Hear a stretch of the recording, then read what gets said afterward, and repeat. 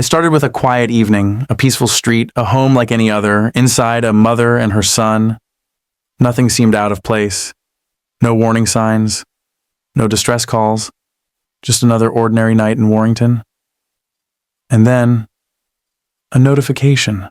A phone buzzed in the stillness, a motion alert from a video doorbell, a simple message, the kind most people receive and ignore without a second thought. But this one was different. This one would change everything. A man, miles away from home, picked up his phone. He tapped the screen. A live feed appeared. And in an instant, his world shattered. His wife was outside, and she wasn't alone. There was movement, a blur of shadows. Then, a figure, familiar.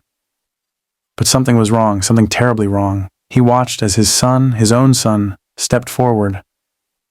In his hand, an object, heavy, raised high. And then, the first blow. He froze. His breath caught in his throat. His mind refused to accept what his eyes were seeing.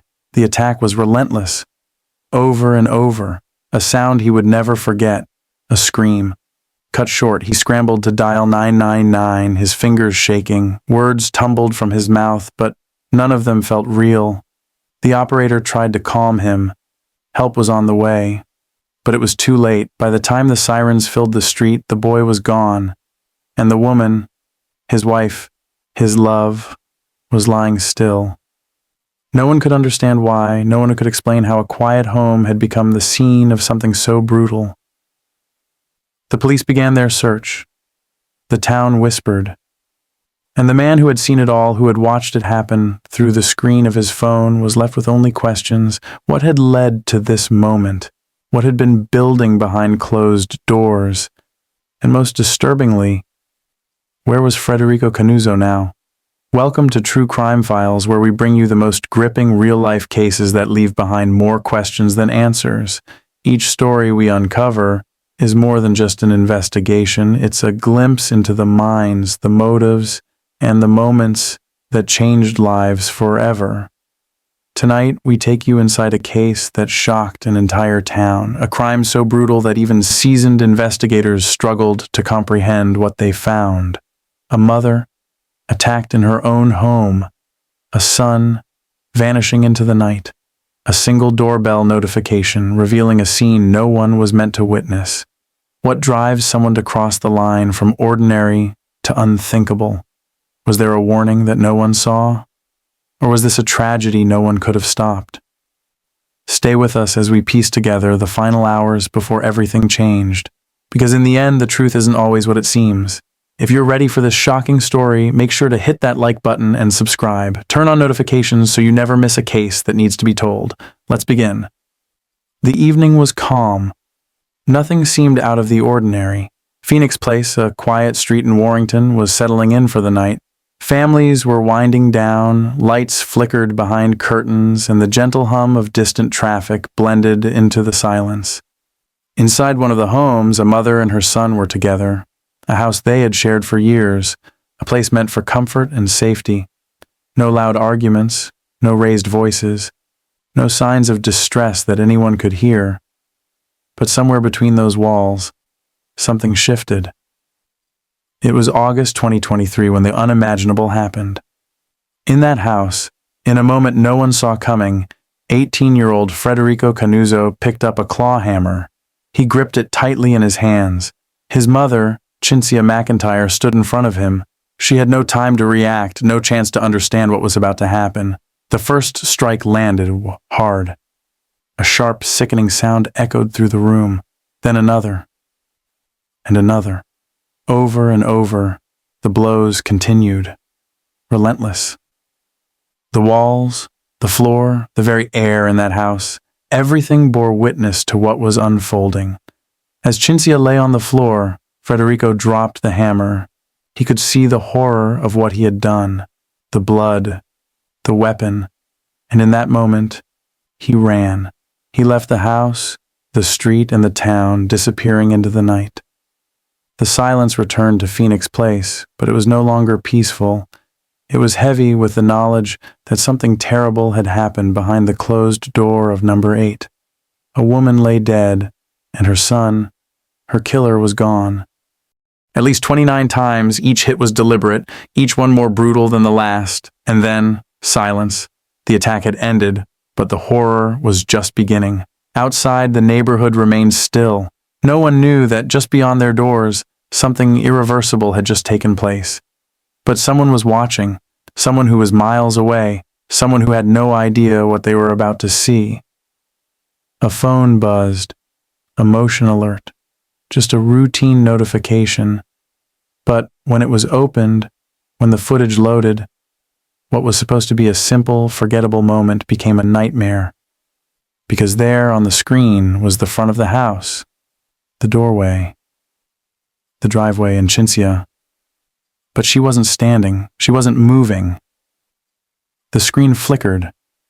A shadow appeared. The figure of a young man stepping away. His hands were not empty. For the man watching this from miles away, time froze. He couldn't look away. His mind refused to process what was in front of him. He checked again. But the image remained the same. And then, reality crashed in. He fumbled with his phone, his fingers shaking, dialing for help, his voice frantic. He barely managed to form words, trying to explain something that made no sense. The dispatcher's voice was calm, asking for details, trying to reassure him that help was coming, but no reassurance could undo what had already happened. The emergency call went through. Sirens roared through the night. Blue lights flashed against the dark sky. The quiet street was suddenly filled with urgency. Officers moving quickly, paramedics rushing inside. But they were too late. Cinzia McIntyre was gone. Her son Frederico was nowhere to be found. And the man who had seen it all through his screen, he could do nothing but watch as the nightmare continued to unfold. A man sat in a quiet room, the kind of quiet that comes after a long day. His thoughts drifted, his focus shifting between the TV in front of him and the soft glow of his phone screen. A normal night, nothing unusual, nothing pressing. Then, a vibration, a small sound against the table. His phone buzzed, just once. A notification. He glanced at it without urgency, just another motion alert from the doorbell camera. He had seen plenty before, a neighbor walking by, a package being delivered, the usual things. He almost ignored it. But something made him look. He tapped the screen, the app opened, the live feed loaded. At first it was just the front of the house, the driveway, the doorstep. Everything looked still. But then, a figure. Someone was there, his eyes focused. Recognition flickered. His wife. She was outside. She wasn't moving. A deep unease crept into his chest. He blinked, leaned in closer. Maybe it was just the lighting, the angle. But something was wrong. Then, movement, another figure appeared. A step forward, a shift in the shadows. His mind tried to catch up, tried to make sense of what he was seeing. His son. A second passed, then another. And then, the realization, his hands. There was something in them, something heavy, something stained. The man's heart pounded against his ribs, his breath caught. His body refused to move, but his mind raced. What was he seeing? What was happening? He tapped the screen, rewinding, playing it again. But the images did not change. His wife on the ground, his son walking away, the weapon still in his grasp. Panic flooded his chest. His fingers fumbled to dial, the call connected. His voice cracked as he tried to speak, words tangled, choked by shock. "My wife, something's happened. There's blood, he's walking away." The dispatcher's voice was steady, asking questions, trying to get details. He could barely answer. His body shook, his pulse hammered in his ears. The person on the other end told him help was on the way. But what did that mean? Could they undo this? Could they fix what he had just seen? No, nothing could fix this. The footage had captured it all, every second, every movement. It was real. It had happened. And his son, his boy, was no longer in the frame. He was gone. The first responders arrived within minutes. Flashing lights painted the walls of the quiet neighborhood. Officers moved quickly, stepping into a home that no longer felt like one. The air was thick, heavy, carrying something that didn't belong. The silence inside was unsettling, the kind that made even the most experienced officers pause for just a moment before stepping forward. They found her in the entryway. The scene before them was brutal, the kind that stays with you long after you leave. A mother lifeless in the home she had once filled with warmth. Near her, the evidence of what had been done. Blood on the floor, blood on the walls. The pattern told a story before a single word was spoken, but there was one thing missing. Frederico Canuzo was nowhere to be found. The officers spread out, searching each room, each hallway. They called his name, but the only answer was the distant hum of the sirens outside. They checked the backyard, the street, the houses nearby. He was gone. The search widened. Neighbors were questioned. Had anyone seen anything? Had anyone heard anything? One neighbor hesitated before speaking. There had been a noise, a sound that wasn't quite right, a thud followed by something muffled, but it had been brief, and then nothing, just the usual quiet. They had assumed it was nothing. Another neighbor mentioned movement outside not long after, a figure slipping through the darkness, moving quickly. They hadn't paid much attention at the time. Then came the security footage, cameras from nearby homes, from street corners, from places people pass by every day without thinking. One by one, the pieces came together, a figure stepping out of the house, a hurried pace, a shadow moving toward the train station. Then, the station itself. He had walked through the doors, past the ticket machines, past the waiting passengers. He had kept his head down, had moved with purpose, but without drawing attention. He had waited for a train, and when it arrived, he had stepped on, just another traveler. The train doors closed, it pulled away, and just like that, he was gone. Authorities worked fast. They traced his movements, checked timetables, pulled more footage. The destination became clear. London Euston. One of the busiest stations in the country. A place where thousands of people come and go without a second glance. A place where someone could vanish into the crowd, disappear into the city, become just another face. The investigators knew they had little time. The moment he stepped off that train, he could go anywhere. They had questions, but he had already left them behind. Who was he trying to reach? Where was he planning to go? And the biggest question of all, what would he do next? The search didn't last long.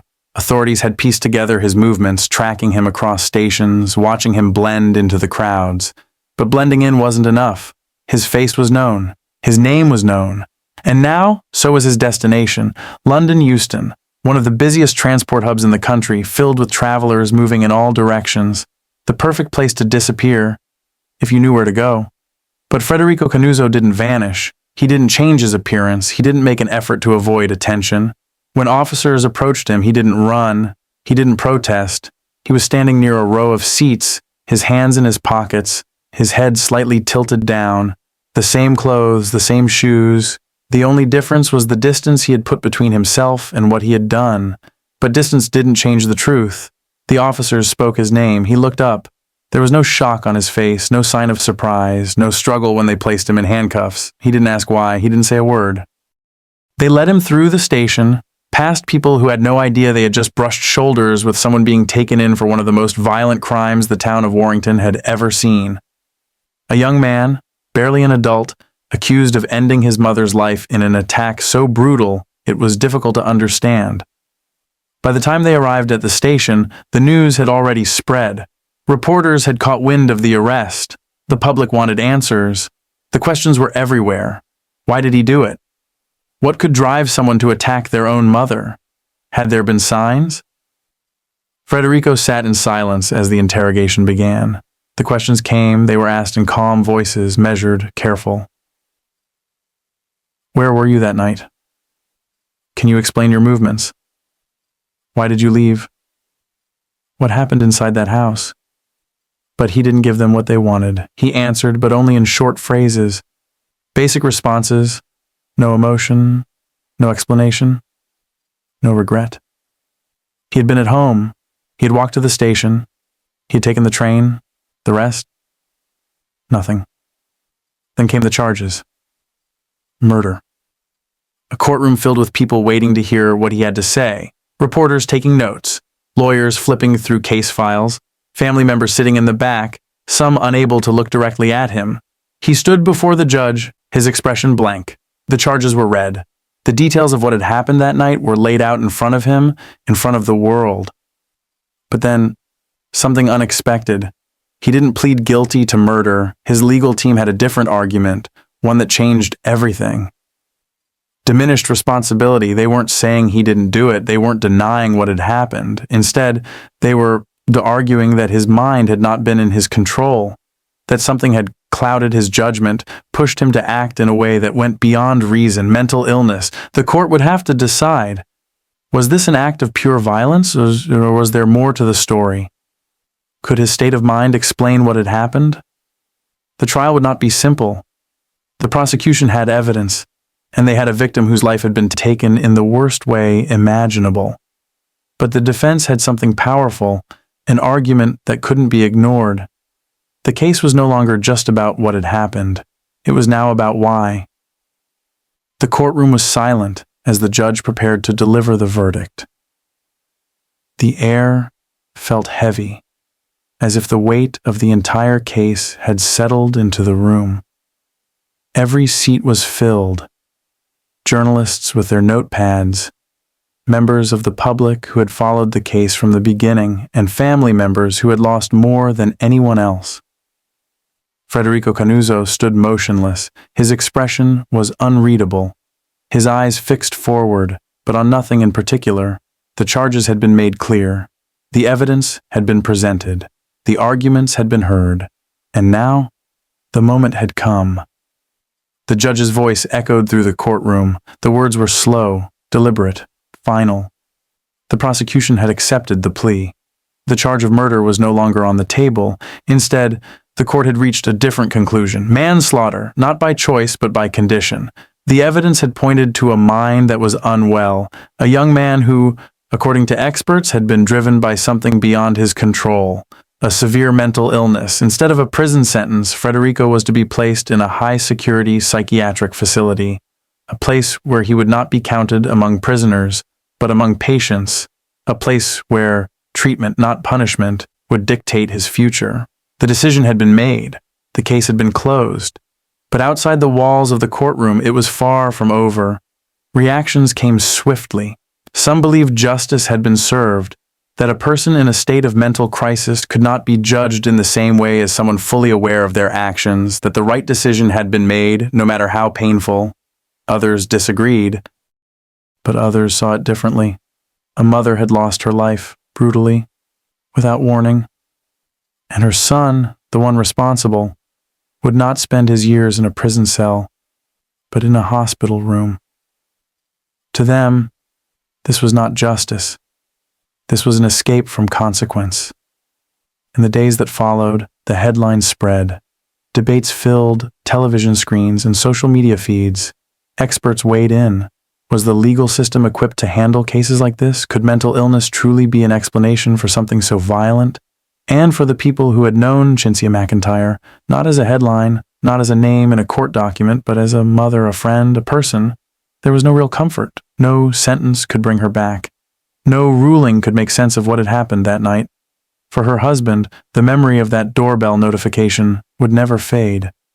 The helplessness of watching it unfold in real time, unable to stop it, unable to undo it, would follow him for the rest of his life. For Frederico, his future was uncertain. He would receive treatment. He would be evaluated. And one day, a board of professionals would decide if he was still a risk or if he could re-enter the world beyond the walls of the facility. But the question remained, was justice truly served? Or was this just another case that left behind more questions than answers?